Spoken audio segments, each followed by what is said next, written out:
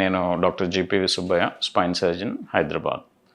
మనం ఒక rheumatoid arthritis, కీళ్ళవాతం, దీన్ని ఎలా డాక్టర్స్ డయాగ్నోస్ చేస్తారని ఒక వీడియో చేయడం జరిగింది. ఆ వీడియోలో నేను ఈ కీళ్ళవాతం వలన స్పైన్ కూడా ఎఫెక్ట్ అవుతుంది అని చెప్పుకున్నాం.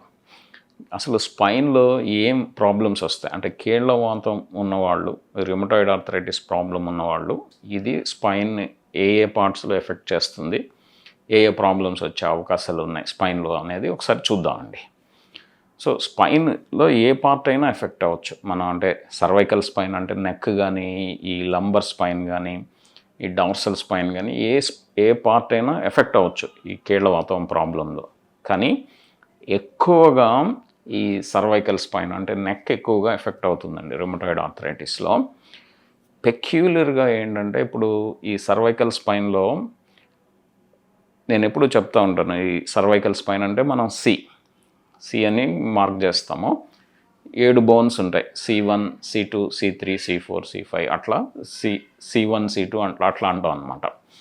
సో నార్మల్గా ఏంటంటే ఎక్కువ శాతం ప్రాబ్లమ్స్ ఈ కింద సబ్యాక్సియల్ సర్వైకల్ స్పైన్ అంటాం. సబ్యాక్సియల్ సర్వైకల్ స్పైన్ అంటే ఈ కింద C3 నుంచి కింద వరకు, కింద అంటే C4, 5 కానీ, C5, 6 కానీ, ఈ C6, 7 ఈ ఏరియాలో ప్రాబ్లమ్స్ చాలా కామన్గా వస్తాయి సబ్యాక్సియల్ సర్వైకల్ స్పైన్.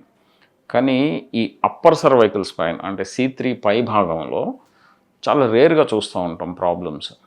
ఈ పెక్యులర్గా ఏంటంటే ఈ రిమటాయిడ్ ఆర్థరైటిస్లో ఈ అప్పర్ పార్ట్ ఎఫెక్ట్ అవుతుంది. సర్వైకల్ స్పైన్లో నెక్లో అప్పర్ పార్ట్ మెయిన్గా ఏంటంటే ఈ C1, C2 జాయింట్స్ ఎఫెక్ట్ అయ్యి ఈ C1, C2 బోన్స్ ఒకదాని మీద ఒకటి పక్కకి జరిగిపోవడానికి అవకాశం ఉంటుందన్నమాట. ఈ C1ని మేము అట్లస్ అంటాము, C2ని యాక్సిస్ అంటాము. సో ఈ రెండింటి మధ్య జాయింట్నే అట్లాంటో యాక్సియల్ జాయింట్ అంటాం. అంటే ఈ అట్లాంటో యాక్సియల్ సబ్లక్సేషన్స్, డిస్లొకేషన్స్ అవి పక్కకి జరిగిపోవడాన్ని ఇవి రిమటాయిడ్ ఆర్థరైటిస్ ఉన్న పేషెంట్స్లో చాలా ఎక్కువగా చూస్తూ ఉంటాం అన్నమాట.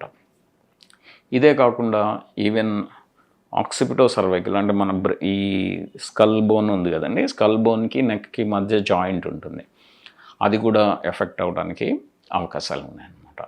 సో ఇవి ఎందుకు చెప్తున్నానంటే ఈ అప్పర్ సర్వైకల్ స్పైన్ ఇవి పక్కకి జరిగితే స్పైనల్ కార్డ్ మీద ప్రెషర్ పడి చేతులు కాళ్ళు చచ్చుపడిపోయే ప్రమాదం కూడా ఉంటుందన్నమాట. అంటే చేతులు కాళ్ళు బలహీనపడడం, ఆ తర్వాత కాళ్ళు చచ్చుపడిపోయే ప్రమాదం ఉంటుంది.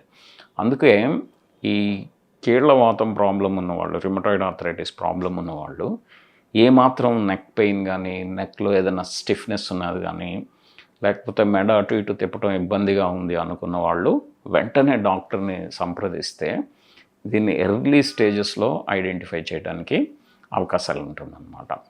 సరే, ఇంకా వేరే ఏం ఎఫెక్ట్ అవుతాయంటే నేను చెప్పాను కదండి, సబ్యాక్సియల్ సర్వైకల్ స్పైన్ అంటే కింద భాగంలో ఈ లెట్స్ C5, 6 కానీ, C6, 7 ఈ ఏరియాలో అవి కూడా బోన్స్ పక్కకి జరిగిపోవడానికి అవకాశం ఉందన్నమాట. సో సబ్యాక్సియల్ సబ్లక్సేషన్స్, డిస్లొకేషన్స్ అంటాం మేము. సో దీనివల్ల కూడా సేమ్ ఈ neck pain, neck stiffness, spinal cord మీద కంప్రెషన్ ఉండటం ఇటువంటి జరగచ్చు.